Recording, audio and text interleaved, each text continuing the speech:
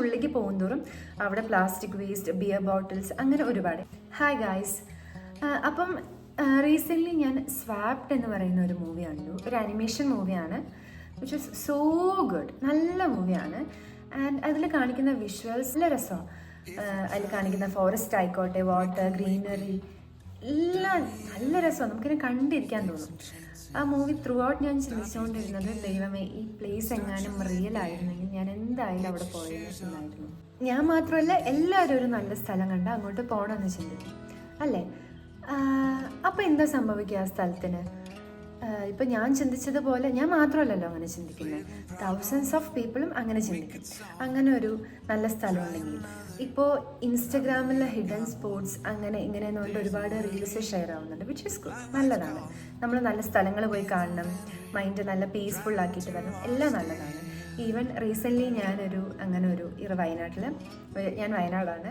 അപ്പോൾ വയനാട്ടിൽ അങ്ങനെ ഒരു നല്ല ഒരു ഇൻസ്റ്റഗ്രാമിൽ ഒരു ഹിഡൻ സ്പോട്ട് കണ്ടിട്ട് ഞാൻ അങ്ങോട്ട് പോയിരുന്നു.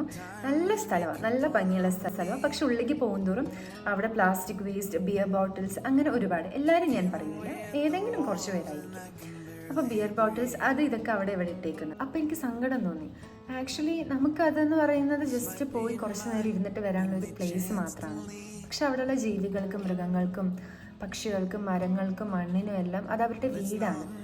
ഓക്കെ, ഇപ്പം ഞാൻ പോലും അവിടെ പോയാൽ കുറച്ച് ഫോട്ടോസ് എടുക്കുക, വരിക എന്നതിനെക്കുറിച്ച് നമ്മൾ ചിന്തിക്കാറുള്ളൂ. റെസ്പെക്റ്റീവായിട്ട് ആ സ്ഥലത്തിനെ ഡീൽ ചെയ്യുക, അല്ലെങ്കിൽ കാണുക. നമ്മൾ എന്ത് ഭംഗിയോടെ അത് കണ്ടോ അതേ ഭംഗിയോടെ, അതേ വൃത്തിയോടെ അത് വിട്ടിട്ട് വരിക എന്നുള്ള നമ്മൾ ചിന്തിക്കാറില്ല. നമ്മളിങ്ങനെ പോയി ആ സ്ഥലത്തിന് നമ്മൾ അങ്ങനെ ഒക്കെ പരിചരിക്കുമ്പോൾ, അല്ലെങ്കിൽ ഇങ്ങനെ വേസ്റ്റുകളൊക്കെ ഇടുമ്പം അത്രയും ഭംഗിയുള്ള ആ സ്ഥലം